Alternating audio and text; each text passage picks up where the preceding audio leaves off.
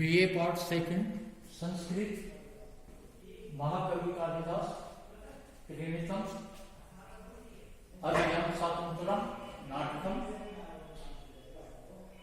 दर्पण रेण चरण सत इति अकांडे तन्वी स्थिता कति चित एव पदानि गत्वा आसीत वीर वदना च विमोचयन्ति शाखासु वल्कलम असक्तम अपि द्रुमाणम। प्रस्तुत पद्य महाकवि कालिदास विरचित अभिज्ञान शाकुंतलम नाटक के द्वितीय अंक से उद्धृत है। विदूषक राजा से कहता है कि देखने मात्र से ही वह आपकी गोद में बैठ जाती।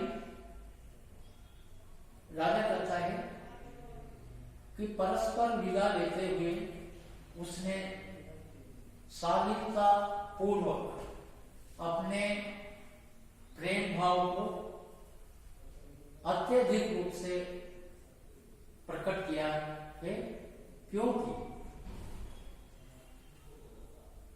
तन्वी कति चित एव पदानि गत्वा अकांडे दर्पण कोडेन चरण सत इति स्थिता दुर्माणम शाखासु च असक्तम अपि वल्कलम विमोचयन्ति विवृतवदना आसीत् तन्वी कति चेत एव पदानि गत्वा। कि वह प्रस्थान की शकुंतला कुछ ही पग चलकर अकांते दर्भा करेण चरण सत इति स्थिता कि दर्भ की कुश के अग्रभाग से पैर घायल हो गया है, ऐसे इति स्थिता यानी कि रुक गई। वह तन्वी शकुंतला कुछ ही पग चलकर असमयतः उसके अग्रभाग की नोक से पैर घायल हो गया है। इस प्रकार से वह कह गई दुर्माणम शाखासु च असक्तम अपि। वृक्षों की शाखाओं में न उलझते हुए भी वल्कल विमोचयन्ति वल्कल वस्त्र को छुड़ाती हुई विवृतवदना आसीत् घुमाया है मुख जिसने ऐसी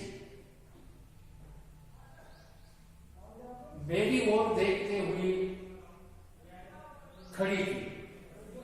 प्रस्तुत पद्य का भाव यह है कि विदूषक से राजा कहता है कि परस्पर विदा लेते हुए या प्रस्थान करते हुए समय उस शकुंतला ने अपने प्रेम भाव को अधिक रूप से प्रकट किया था।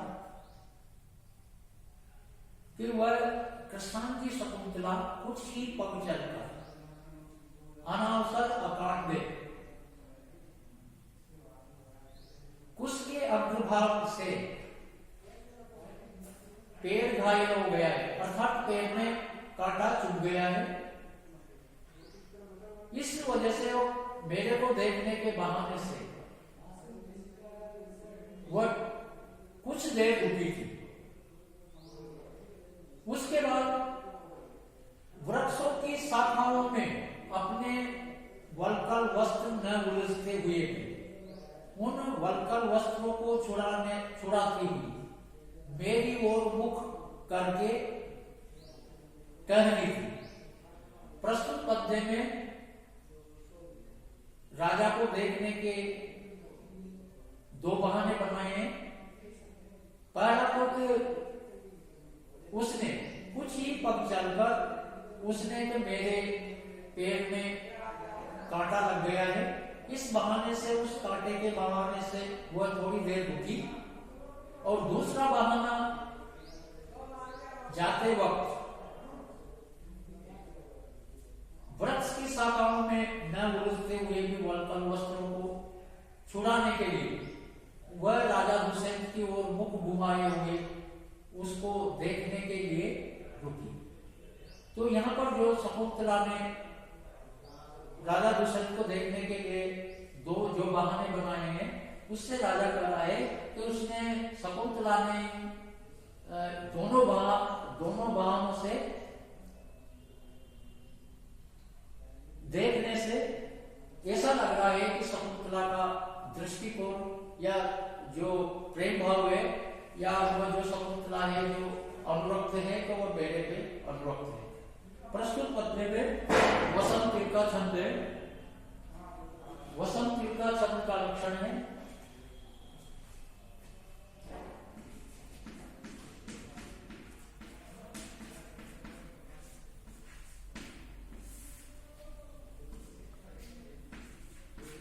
मुक्ता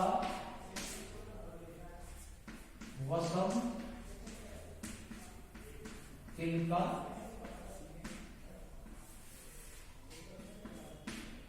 समझा जगोग।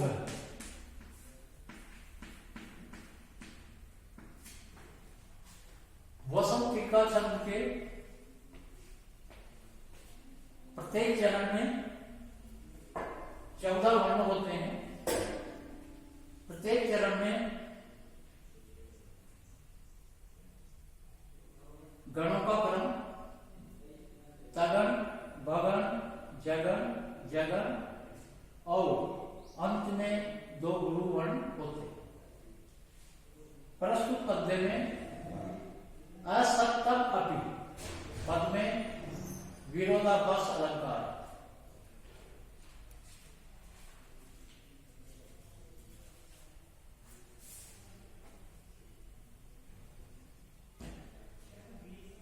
यत् उद्दिष्टित वर्णों नृपाणाम सै तत्परम तप षड भागम अक्षयम ददाति अरण्य का ही न।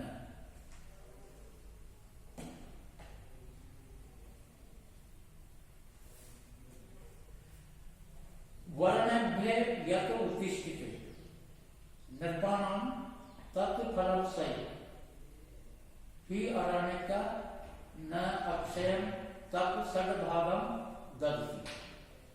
चारों वर्णों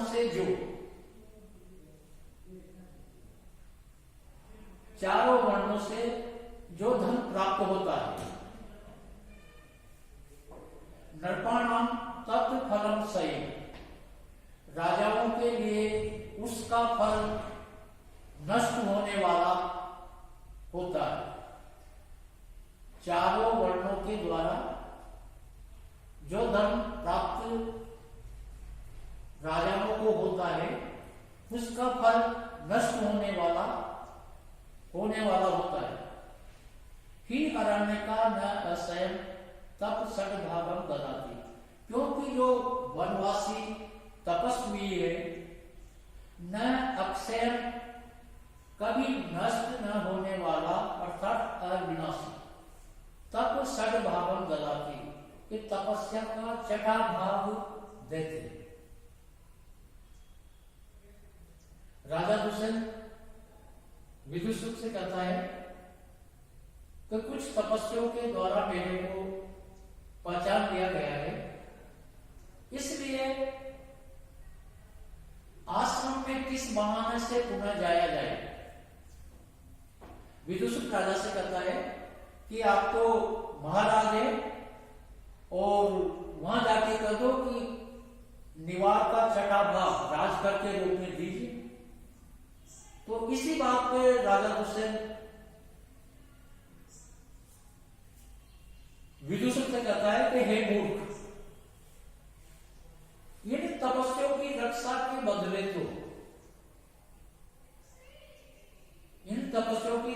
बदले तो हमें अन्य ही प्रकार का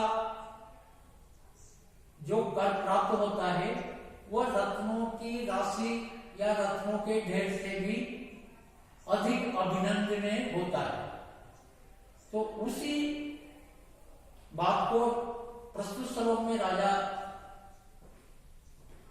विदुषी से कह रहा है कि वर्ण में यत उत्तिष्ठति नृपाणाम तत्फलम सही, कि ब्राह्मण आदि 4 वर्णों से जो कर रूप में जो धन प्राप्त होता है वह तो नश्वर होता है, नष्ट होने वाला होता है, लेकिन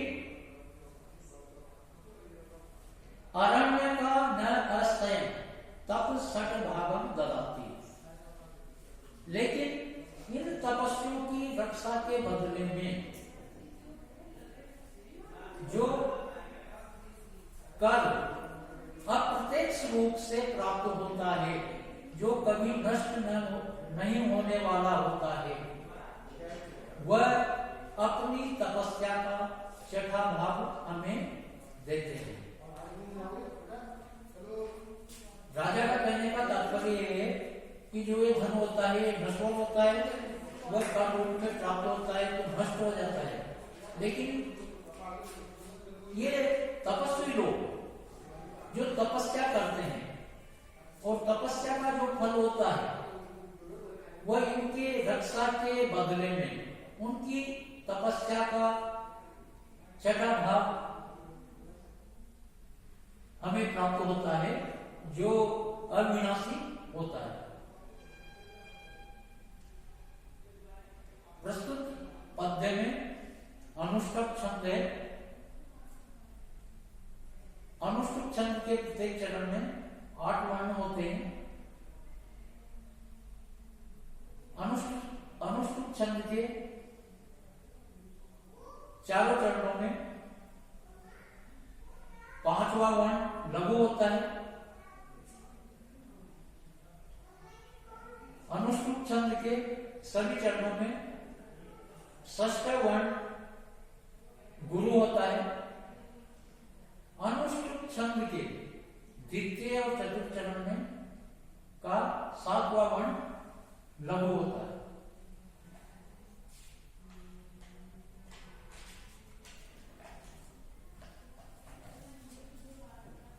अध्याक्रांता वस्ति अमुना अपि आश्रमे सर्वभोग्ये रक्षा योगात् अयमपि तप प्रत्यहं सिंचिनोति अस्यापि धाम स्पृशति वसनी चारण द्वंद्व गीत पुण्य शब्दो मुनि इति बहु केवलम राजपूर्व अमुना अपि सर्वभोग्य आश्रम वस्तु, कि इस राजा दुष्यंत के द्वारा भी सर्वभोग्य आश्रम वस्ती अध्यक्रांता,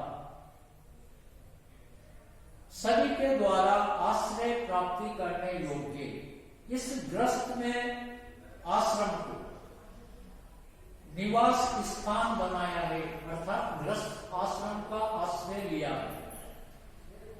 रक्षा योगा अयन अपि प्रत्यहं तप सिंचनोति, प्रजा की रक्षण आदि कार्य के द्वारा इसके द्वारा भी प्रतिदिन तप संचित किया जाता है। वसनी अस्य अपि केवलम राजपूर्व पुण्य मुनि, कि दुष्ट जनों को वश में रखने वाला इसके द्वारा भी केवल राज शब्द है पूर्व में जिसका ऐसा मुनि, पुण्य इति शब्द के पावन पवित्र मुनि शब्द, चारण द्वंद्व गीत बहु धाम स्मृति, कि चारण युगलों द्वारा बार बार चारण युगलों द्वारा गाया जाता हुआ बार बार आकाश को छूता। प्रस्तुत पद्य में प्रथम जो ऋषि कुमार है वह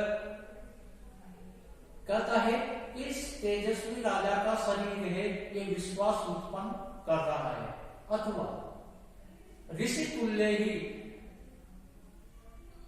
इस ऋषि तुल्य ही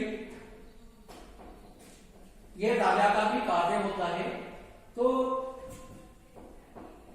ऋषि और राजऋषि जो होते हैं वह भिन्न नहीं होते।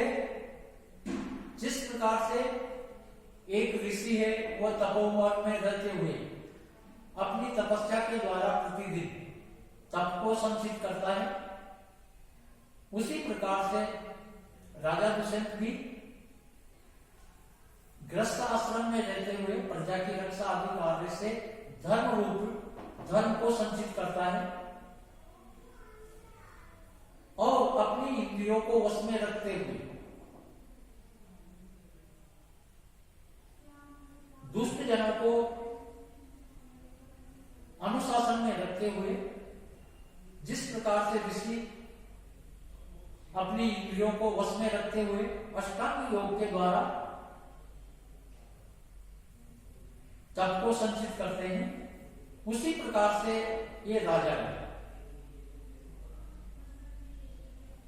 धर्म आदि कार्य को संचित करता है। तो जिस प्रकार से चारण युगलों के द्वारा राज शब्द है जिसके पूर्व अर्थात राजर्षि राजमुनि, इन चारण युगलों के द्वारा गाया जाता हुआ ऋषि पक्ष में बटुजनों के द्वारा बार बार गाया जाता हुआ आकाश को छूता है। प्रस्तुत पद्य में का भाव यही है कि राजमुनि, मुनि तो सिर्फ मुनि ही होता है, लेकिन ये राजर्षि, ये ऋषि के साथ साथ यानी कि राजर्षि भी है। प्रस्तुत पद्य में मंदाक्रांता छंद में मंदाक्रांता छंद का लक्षण है मंदाक्रांता अम्बूधि रस नगेर बनो तो गए